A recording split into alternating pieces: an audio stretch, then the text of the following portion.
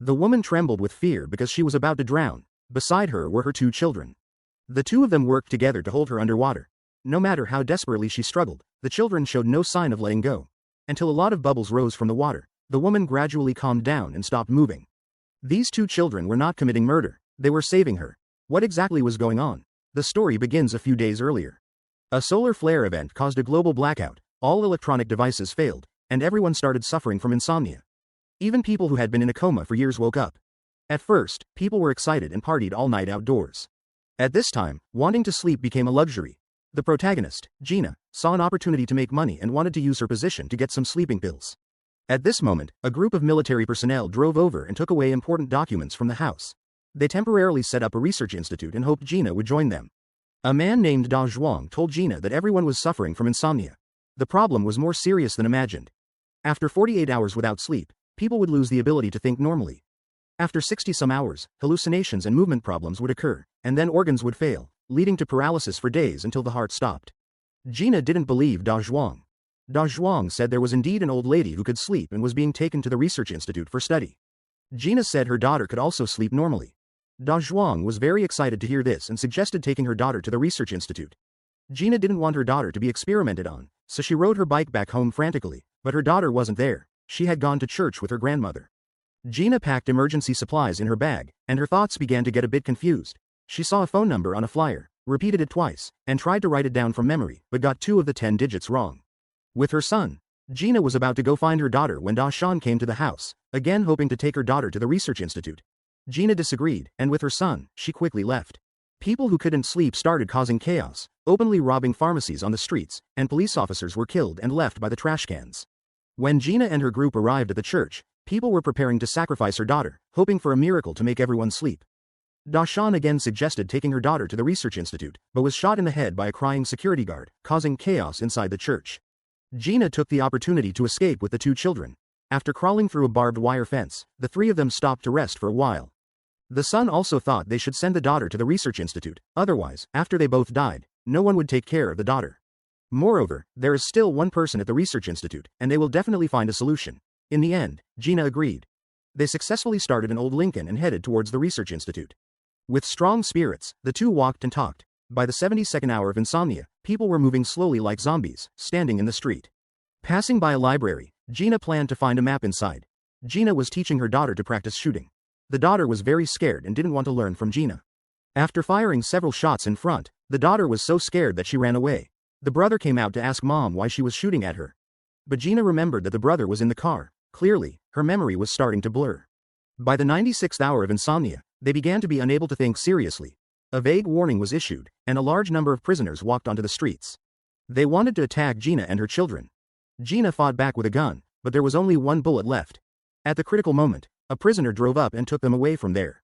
Old Black often suffered from insomnia, so he was still able to stay awake. On the way, Gina taught her daughter how to use the siphon principle to extract gasoline from other cars for their own car. Refueling. At night, Gina even started teaching her 10-year-old daughter to drive. Passing a roadblock, there were people hanging above. Gina was about to drive away when a group of people surrounded them.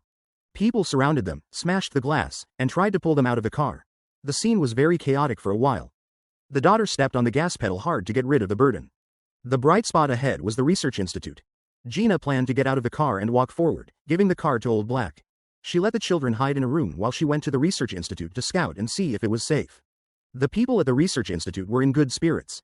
It turned out they hadn't developed a drug but had injected themselves with stimulants using syringes. Gina went to the laboratory, got a white coat, and pretended to be a doctor. The doctors there were also slow to react. Gina found the old lady who could sleep. She had been tortured by experiments to the brink of death. Gina pretended to draw her blood and took the opportunity to talk to the old lady, hoping she could help raise her daughter.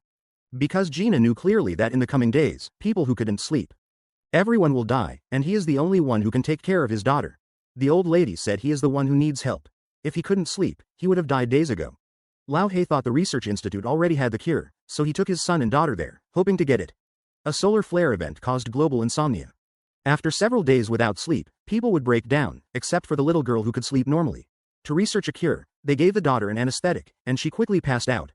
On the 7th day of insomnia, Gina's vision began to blur, and she started talking nonsense. The old lady couldn't hold on and fainted. The doctor quickly used a defibrillator to stimulate her, but unfortunately, she couldn't be saved. Some people began to hallucinate, seeing spiders everywhere and speaking gibberish. A soldier's mind became confused, mistaking pine cones on the ground for grenades. The entire research institute was in chaos. Some people were shooting others, and some were committing suicide. Gina took the opportunity to break free from her handcuffs. Inside the institute, it was a mess. A woman, trying to stay alert, hastily injected a stimulant, but the confused doctor didn't even expel the air from the syringe before injecting it. The woman soon died. Gina went to her daughter on the bed. Inside the institute, machine guns were firing wildly. Her son, in a state of delirium, inserted tweezers into a cable, and the strong electric current threw him out. The mother checked and found he was no longer breathing. The conscious daughter quickly went to get the defibrillator. In the chaos, due to improper operation, the daughter was electrocuted and fainted, and the mother was trembling from the shock. The next morning, the institute was in disarray, with bodies everywhere on the ground. The daughter woke up from her coma and found her brother still breathing normally. She went to wake him up, and it turned out he could sleep too. By this time, the mother was exhausted and couldn't believe what she was seeing. Then someone pointed a gun at them, but after Gina's desperate pleas, the person finally lowered the gun. Gina was already weak and barely alive. The daughter saw a police badge on the ground and the defibrillator nearby, and it seemed she suddenly understood something. After the solar flare event, she had once fallen into the water and died for a minute, but was revived by the police. After the solar flare event, she had once fallen into the water and died for a minute, but was revived by the police. He can finally sleep normally.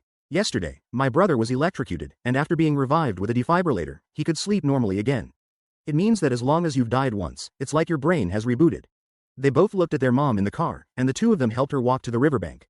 When their mom couldn't walk anymore, they dragged her into the water, and together they worked hard to hold her down in the water until she stopped moving. At the end of the movie, the brother performed CPR on their mom on the shore. The film ended with the sound of their mom gasping for air. Perhaps from now on, they will embark on a journey to save the world. The movie, Awake, ends here. A sci-fi adventure film from 201. Let's hope this day never comes. Alright. If you want to see more great movie explanations, please follow me. Bye bye.